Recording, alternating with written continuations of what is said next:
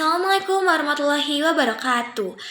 Halo semuanya, perkenalkan nama saya Miftahul Jana. Saya dari Program Studi Pendidikan Guru Sekolah Dasar PGSD kelas A2 semester 3. Di sini saya akan membuat video tentang anak berkebutuhan khusus, yaitu tunagrahita, bertujuan untuk memenuhi tugas UAS mata kuliah bimbingan anak berkebutuhan khusus. Selamat menyaksikan.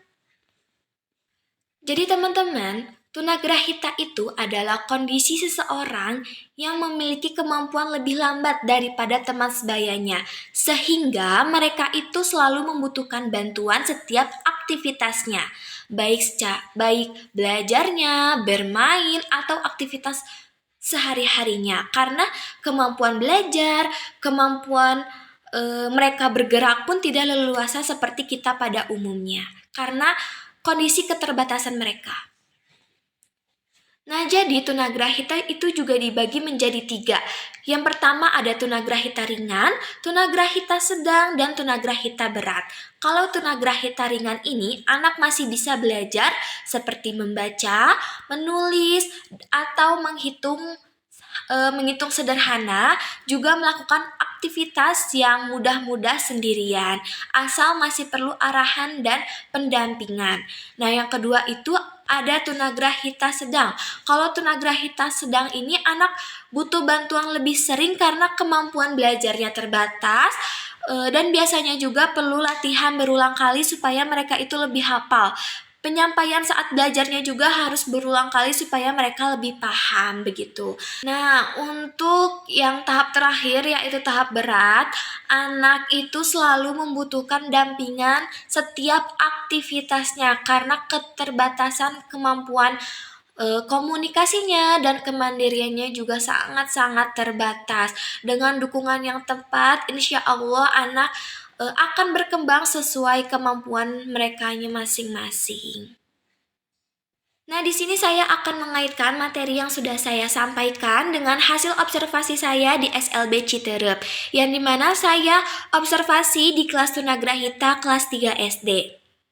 Jadi ketika saya observasi, sekolah sedang ada renovasi, kebetulan kelas 3 tunagrahita itu juga kelasnya sedang direnovasi, jadi dipindah alihkan ke kelas yang ruangannya sedikit sempit dari kelas sebelumnya. Jadi di kelas itu ada 6 siswa, yang 1 tunagrahita ringan dan sisanya itu memiliki ketunagrahita sedang, ada 1 juga anak Down syndrome. Saya melihat ketika guru menyampaikan tugas kepada anak yang tunagrahita ringan itu, walaupun 2 kali penyampaian, anak tunagrahita ringan ini itu bisa melakukan belajarnya secara sendiri. Bisa menempel, menyobek-nyobek kertas, menyobek-nyobek kapasnya secara sendiri.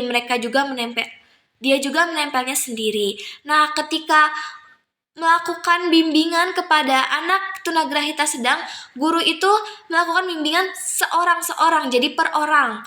Tidak bisa bareng-bareng karena ketika saya tanyakan kepada gurunya, mereka kalau misalkan bareng-bareng masih belum bisa. Mereka harus sendiri-sendiri dibimbingnya karena keterbatasan mereka.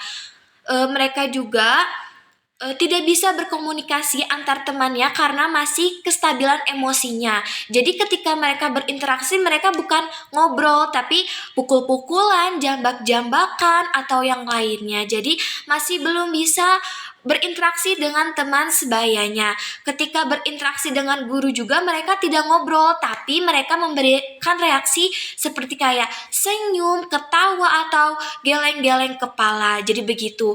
Untuk yang anak Down syndrome itu lebih ke ibunya itu pendampingan yang atau pendekatan yang khusus, karena untuk anak Down syndrome itu saya lihat juga mereka lebih suka bermain. Jadi bermain sambil belajar begitu.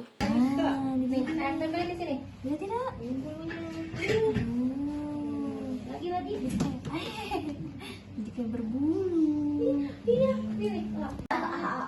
Enggak ketangkep. Lagi. Sobek lagi. Kok dijatuhin? Nggak dijatuhin nih. Tuh. Ya.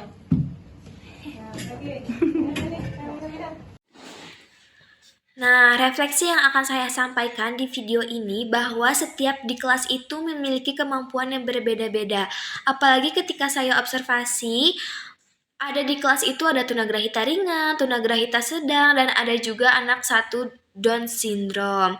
Yang dimana pembelajarannya mungkin agak lebih disederhanakan lagi dan lebih butuh pengulangan lagi dari gurunya. Observasi ini juga membuat saya memahami bahwa kemajuan kecil seperti mau mencoba anak, terus fokus sebentarnya anak, dan mengikuti instruksinya guru itu sudah menjadi pencapaian penting banget untuk mereka. Cukup sekian yang saya sampaikan. Mohon maaf bila ada kekurangan kata atau kesalahan kata. Terima kasih. Wassalamualaikum warahmatullahi wabarakatuh. Bye-bye.